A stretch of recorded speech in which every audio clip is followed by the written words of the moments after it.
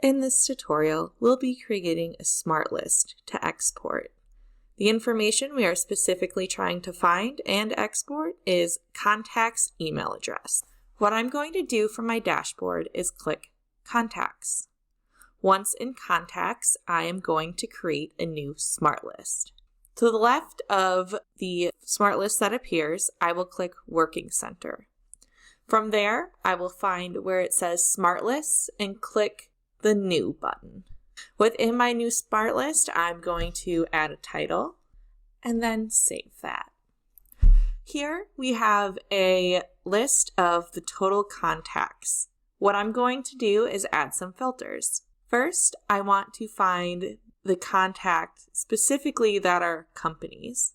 Add that filter. Then I'm going to filter by ownership.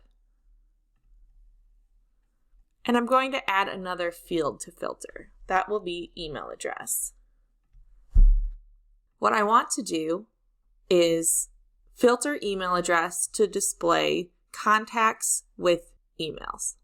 Now that that filter has been applied, what we can see here is the contact company name, the owner of that contact, as well as the email associated with that contact.